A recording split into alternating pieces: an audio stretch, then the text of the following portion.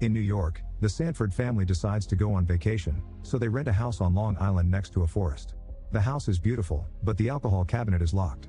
While the family settles down, the mother Amanda drives to town to buy groceries, and she can't help noticing Danny loading his truck with a great amount of supplies.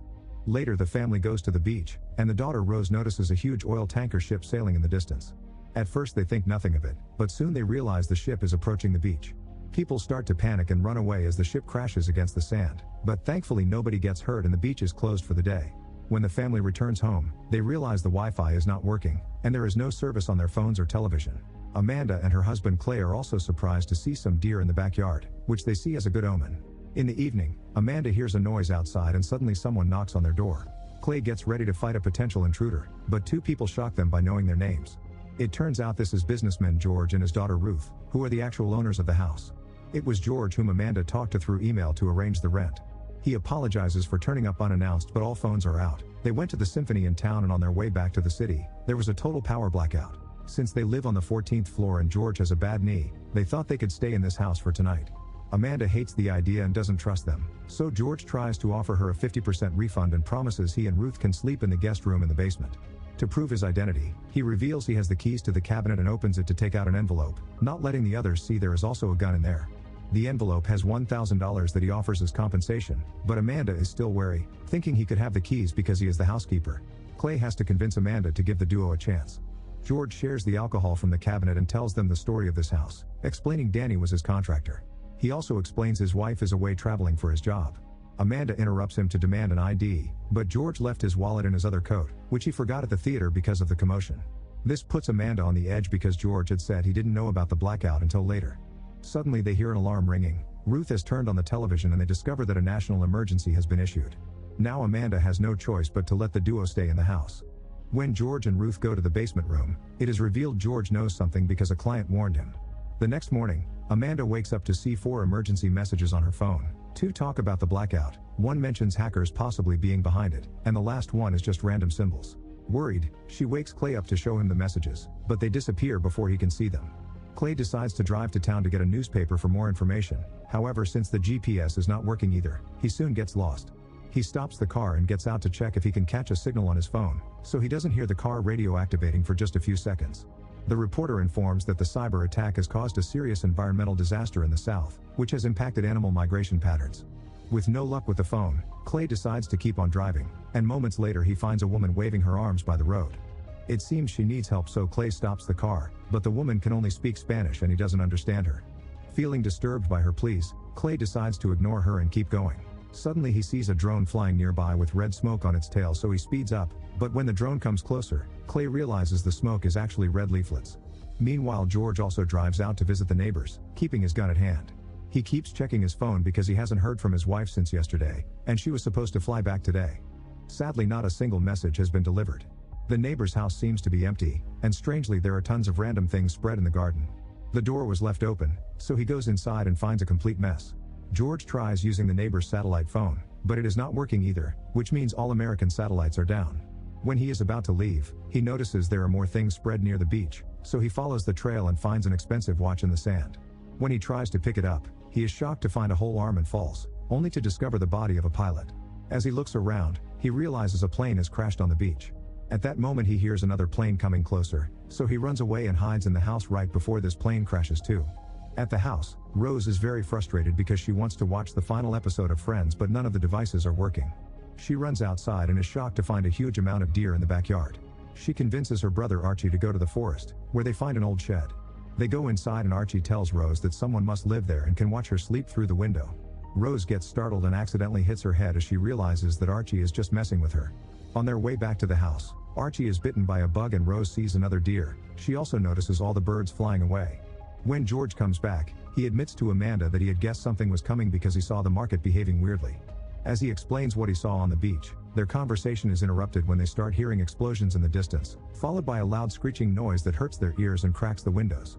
Amanda immediately rushes into the woods to find her children, but the noise becomes so unbearable that she drops to her knees in pain.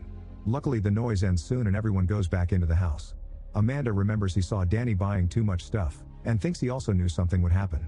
At that moment Clay comes back and shows them a leaflet, which turns out to be written in Persian. Archie recognizes it from war video games and explains it says Death to America. Terrified, Amanda and Clay decide to go to a relative's house in New Jersey, ignoring George's warnings. As they drive away, they keep hearing sirens, and eventually they find the road blocked by a bunch of white cars. Amanda goes ahead to investigate and notices there are no people around. In fact, all these cars are the same self-driving model and brand new. Suddenly more automatic cars appear behind them, so Amanda rushes back to her family and moves her vehicle just in time before the speeding cars crash into the ones blocking the road. The family goes away as they dodge more incoming cars, and in the distance it can be seen that the mess goes all the way into the city. The Sanfords have no choice but to go back to the house, and George allows them to stay. As it starts to rain, Archie stays in his room to get naughty while looking at pictures he took of Ruth, but he starts feeling sick and decides to sleep instead. Ruth invites Clay to smoke with her, and Clay admits feeling bad for leaving the poor woman on the road. Suddenly they hear a splashing noise and discover there are flamingos in the pool. Inside, Amanda and George share a drink, and George makes a confession. He came to this house because a powerful client who works for the Pentagon told him that an evil cabal runs the world. That client asked George to move around his money out of the blue and said that he was going away for a while, which made George realize that something was about to happen. Tired of all this depressing talk, George takes Amanda to the room with his music collection and they dance for a while. They get too close and share a hug, so Amanda points out they are drunk and have spouses. George agrees not to do anything, but he also fears that his wife is probably dead. At that moment, the screeching sound begins ringing again, breaking all the lights and scaring the flamingos away. Now they have to use candles for light, and each family decides to share a bed for comfort. The next morning, they realize Rose is missing and she may have taken one of the bikes. Suddenly Archie wakes up with a fever and starts puking blood. When he checks his mouth, he's shocked to discover all his teeth are falling. Archie thinks it has to do with the bug bite, so George volunteers to take Clay and a puking Archie to see Danny and ask for medicine while Amanda and Ruth go into the woods to look for Rose. After lots of searching to no avail, Ruth and Amanda take a break at the shed, only to start arguing. Neither of them likes the other very much and an argument ensues, but by sharing their worries, at least they manage to understand each other a little better. At that moment they hear a strange noise indicating something moving outside. Amanda comes out and sees bike tracks, but when she is about to follow them, she hears a noise again and discovers Ruth surrounded by a herd of deer. With no hesitation, Amanda rushes to Ruth's side and starts yelling at the deer, prompting Ruth to do the same. The trick works and the deer run away, so Amanda and Ruth hug each other for comfort. Meanwhile the men arrive at Danny's place, but to their shock, Danny makes them step back and comes out with a weapon in hand. He explains the same noise happened in Cuba a few years ago and caused radiation, so that's probably what made Archie sick. He also knows that the Russians recalled their people from Washington, so he assumes they are at war. However, Danny doesn't care if George is an old friend and Clay is willing to pay. His priority is to help his own family, so he refuses to help them. If they want help, he thinks they should go to the neighbors, who are supposed to have a bunker. George refuses to leave without the medicine, so he takes out his gun and an argument ensues as they aim at each other. Clay moves to get between them and admits he's a useless man, but he begs for the medicine as he gives a speech about him and Danny having one thing in common: they just want to protect their families. Danny finally agrees and gives them the medicine in exchange for money. While Archie has the medicine, Danny shares some more information. This was done by the Koreans. Clay responds by showing him the leaflet to prove is the Iranians, but Danny has more intel. Before the phones went out, a friend of his in San Diego told him a drone dropped leaflets there too, but those were in some East Asian language like Korean or Chinese. The friend is a veteran of Iraq, so he would have recognized it if it had been Persian. Danny's theory is that since the US has lots of enemies, they are teaming up to destroy the country.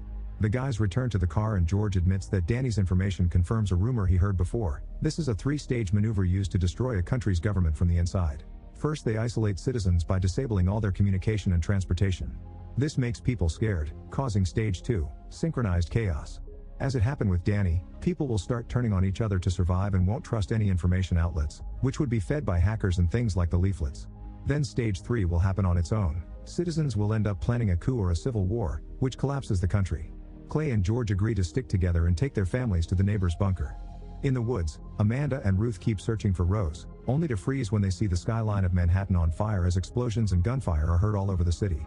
Meanwhile, it is revealed that Rose has been in the neighbor's house all along. She broke the front door to get in and she is now enjoying lots of food, but she stops when she hears her mother calling out her name. Rose is about to leave but then notices a light coming from the basement, so she follows it and finds the emergency bunker stocked with everything that a person could possibly need, including a gym and a greenhouse. There's also an emergency alert system, which suggests seeking shelter because the White House and major US cities are under attack, causing radiation levels to rise near many population centers.